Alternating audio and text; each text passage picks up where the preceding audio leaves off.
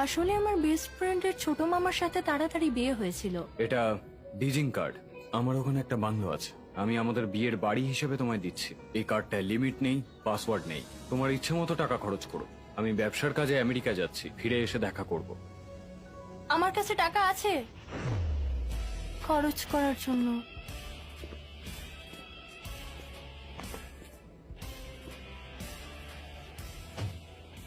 Marriage certificate পেলাম, ও আমায় বাড়ি টাকা পয়সা দিল।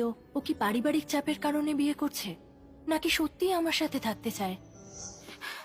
কি তোর বাবা ওই 50 বছরের লোকটার সাথে বিয়ে দিচ্ছিল শুধুমাত্র ঋণ শোধের জন্য? ধ্যাৎ, কি নির্লজ্জ মানুষ। অলি, তুই আমার মামাকে কেন বিয়ে করছিস না? সে কত সুন্দর, ধনী, শান্ত, ভদ্র, সত্যিই ভালো মানুষ। সবাই তো তাকে সংযমী বুদ্ধ বলে ডাকে। আসলে তার পরিবার তাকে বিয়ে করার জন্য চাপ দিচ্ছে।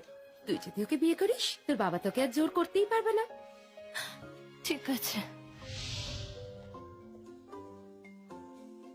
এই বাংলোটা সত্যিই খুব সুন্দর, যা মনে হচ্ছে এটার দাম 10 কোটি তো হবেই। আমি একদম ভাবতে পারিনি যে আমার বরটা এত উদার মনের মানুষ। অভিনন্দন, আপনি একমেয়ার হসপিটালের ইন্টারভিউটা পাশ করেছেন। আপনি কালই সত্যি? হসপিটালে রিপোর্ট করুন। কাল আমি নিশ্চয়ই পৌঁছে যাব।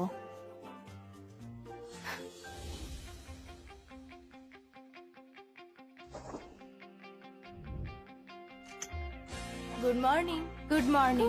Good morning. Good morning. Morning doctor. Olivia, 1 বছর হয়ে গেছে তোমার ইন্টার্নশিপের, এবার সময় এসে গেছে মেন্টরিং এর শিক্ষক পদে আসার। Good luck. একদম।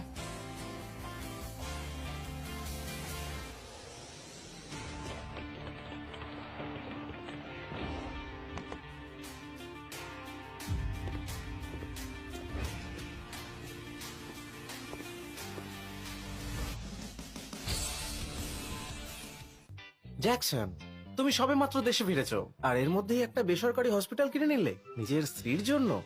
তুমি সত্যিই খুব রোমান্টিক। আমি 1 বছর বিদেশে ছিলাম, আমি তার কাছে ঋণী। শুধু এই হাসপাতালটাই ওর জন্য যথেষ্ট নয়। আমিও দেখতে খুব আগ্রহী কোন সেই মেয়ে যে কিনা তোমার মতন ছেলের মনেও প্রেমের ফুল ফোটাতে পারে। অলিভিয়া, দাঁড়াও ওখানে। তুমি একটা বাজে ডাক্তার। তোমাকে আমার স্ত্রীর আল্ট্রাসাউন্ড করতে বলেছিলাম, কিন্তু তুমি করোনি। তোমার জন্যই ও একটি মেয়ের জন্ম দিয়েছে। আমাদের পরিবার এখন তোমার কারণে উত্তরাধিকারীহীন। মিস্টার স্মিথ, হাসপাতালের কিছু কঠোর নিয়ম রয়েছে। আমাদের এখানে ভ্রূণের লিঙ্গ প্রকাশ করা কঠোরভাবে নিষিদ্ধ। আপনি এই বিষয়টা নিয়ে আগেও ঝগড়া করেছেন। আবার যদি এরকম করেন তাহলে পুলিশ ডাকবো। তুমি কি মনে করো আমি পুলিশকে ভয় পাই? আমি মেয়ে চাই না, আমার একটা ছেলে